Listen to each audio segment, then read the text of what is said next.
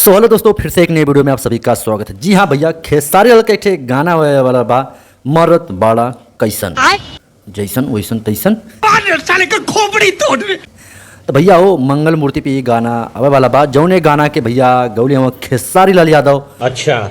और यह गाना के लिखले हुए बिक्की बेदर्दी। तो बहुत ही लाजवाब गाना, थोड़ा सुना।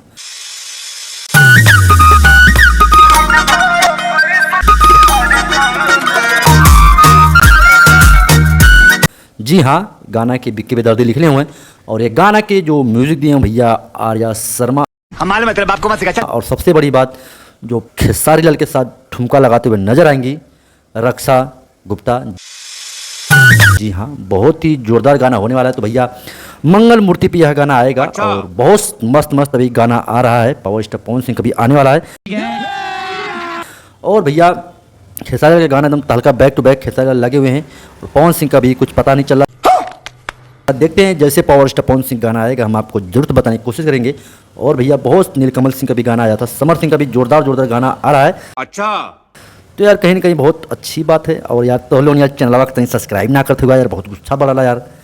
बात तो सही है। तो सब्सक्राइब करा, लाइक करा, हमके सपोर्ट करा।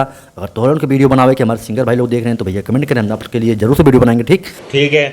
बाकी दोस्तों भोजपुरी में बहुत सारे गाने आते रहेंगे और हम आपको बताते रहेंगे। ठीक, बाकी ज़्यादा कुछ नहीं बोलेंगे। और बहुत सारा ऐसा वीडियो भी आएगा हमारा। ठीक, आप लोग चैनल पे बने रहिए।